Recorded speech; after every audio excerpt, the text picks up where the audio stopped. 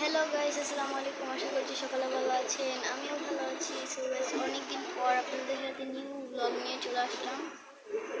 So আজকে আমি আপনাদের সাথে শেয়ার করব যে আমি কী করছি, আমার সন্ধ্যার কাজ কি কি। সো চলেন আপনাদের সাথে শেয়ার করি। ফার্স্ট কাজ হচ্ছে ঘরটা গোছাতে হবে, কারণ সন্ধ্যার আগে ঘরটা কিন্তু গোছানো লাগে।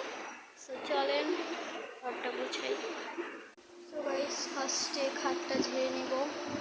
সো গাইস, আমার কিন্তু দিনে অতবার ঘর ক্লিন করা লাগে না, কারণ যেহেতু আমাদের ঘরে অত ছোট বাচ্চা না। আমার ছোটো বোন মুসাইবা আছে, কিন্তু ও তো নোংরা দিয়ে খেলা করে না। ও এভাবেই স্কুল থেকে এসে জাস্ট ফোনটা দেখে খাওয়া দাওয়া করে রেস্ট নেয়, দেন এভাবেই সারাদিন কেটে যায়। খেলারও সময় পায় না, আর বন্ধের সময় এভাবেই খেলা করে। সো ও কিন্তু কোনো নোংরা দিয়ে খেলে না। তো আমি শুধু সকালে এবং বিকেলে ঘর গোছাই, তাছাড়া আমার ঘর গোছানো লাগে না।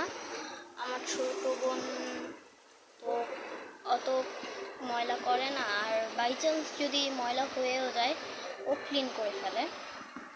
সো ও খুব পরিষ্কার পরিচ্ছন্ন থাকতে পছন্দ করে।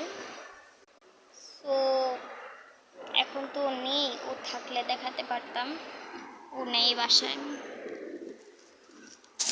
আমি স্কুলে থাকাকালীন ঘর বাই চান্স ময়লা হয়ে গেলে ওই পরিষ্কার করে। সো এটা আমার থেকে অনেক ভালো লাগে। সো এই যে বেডটা গোছানো ডান। আমার ছোট বোন খুবই ট্যালেন্টেড। ও যে কাজটা পারে না ওই কাজটাও করার চেষ্টা করে। সো এটা আমার থেকে অনেক ভালো লাগে যে আমার ছোট বোন এত talented. So tata and take fun, খোদা হাফেজ।